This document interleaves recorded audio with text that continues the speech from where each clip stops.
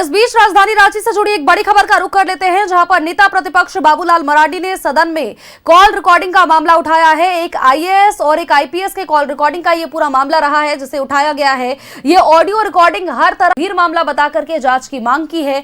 Call recording पर संसदीय कार्य मंत्री राधाकृष्ण किशोर का बयान सामने आया है। इस रिकॉर्डिंग की जानकारी सरकार को नहीं है, उन्होंने ये भी कहा है कि नेता प्रतिपक्ष ऑडियो उपलब्ध कराए और उन्हें ऑडियो की जांच के बाद कार्रवाई की बात कही है। साथ ही बाबूलाल ने कल सरकार को ऑडियो उपलब्ध करवाने की बात कही है।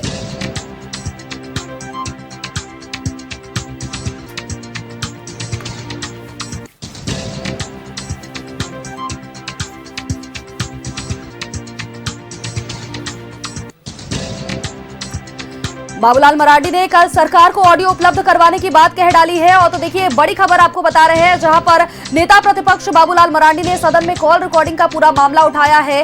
एक आईएएस और एक आईपीएस के कॉल रिकॉर्डिंग से जुड़ा ये पूरा मामला है और साथ ही ये कहा गया है कि अगर इस तरह से कॉल रिकॉर्डिंग होगी तो आखिर कौन सुरक्षित रहेगा। ये ऑडियो रिकॉर्डिंग हर तरफ घूम रहा है। बाबूलाल मरांडी ने इस रिकॉर्डिंग के बारे में सरकार को कोई जानकारी नहीं है।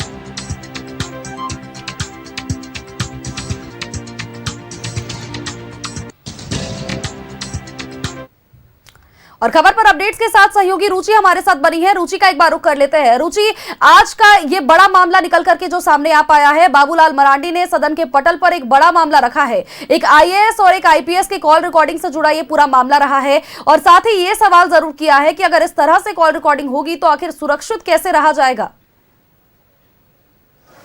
हाँ बिल्कुल, देखिए आपने सही कहा, चूंकि नेता प्रतिपक्ष बाबूलाल मरांडी इस मुद्दे को पहले भी उठा रहे थे और आज जब जो बजट सत्र का 9वां दिन है, सदन के पटल पर भी इन्होंने इस बात को रखा है और यह कहा है कि दो अफसरों के बीच हुई बातचीत की ऑडियो जो है वायरल होती है और ऐसे में कहा कि यह बहुत ही गंभीर मामला है। अगर इस तरीके से कॉल रिकॉर्डिंग वायरल होती रहेंगी तो कोई भी सुरक्षित नहीं रहेगा, किसी की भी ऑडियो सुरक्षित नहीं हो सकती है। जब दो अफसर ऐसे में बात करते हैं और उनकी ऑडियो लीक हो जाती है, और ये ऑडियो लीक कौन कराता है इसकी भी जांच होनी चाहिए। हालांकि सरकार की तरफ से मंत्री राधाकृष्ण किशोर की बात की जाए, उन्होंने कहा कि इस बात की जानकारी जो है वो सरकार को नहीं है। आप ऑडियो होगी और जांचों उपरांत जो तथ्य सामने निकल कर आएगा उसके बाद कार्रवाई भी होगी। तो कार्रवाई के आश्वासन तो मिले हैं। फिलहाल देखिए इस मुद्दे को गंभीर बताया जा रहा है। बाबूलाल मरांडी ही नहीं, कई जो विपक्ष के नेता हैं इस पर सवाल खड़े कर रहे थे, कह रहे थे कि ऐसे में तो कोई भी राज्य का कोई भी व्यक्ति, यहाँ तक कि सीएम की भी ऑडियो जो है वो लीक हो सकती है। तो ऐसे में इसे पूरी गंभीरता से लिया जाए और गंभीरता से लेते हुए इस पर कार्रवाई भी की।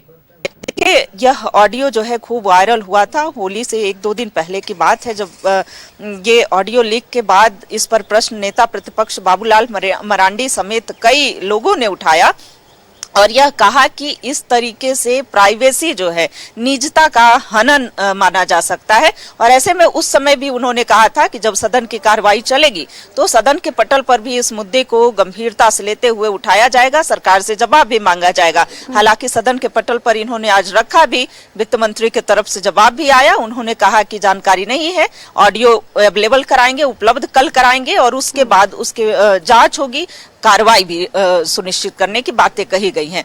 अब देखने वाली बात होगी सोनल कि आगे क्या इस पर कार्रवाई होती है जब ऑडियो उपलब्ध कराया जाता है तब।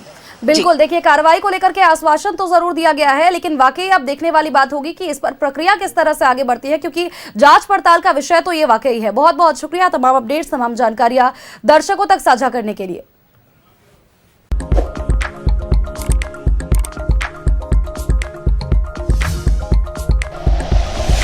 Like and share videos, subscribe करें हमारा चैनल और प्रेस करें बेल आइकॉन। न्यूज़ 11 भारत, सच है तो दिखेगा।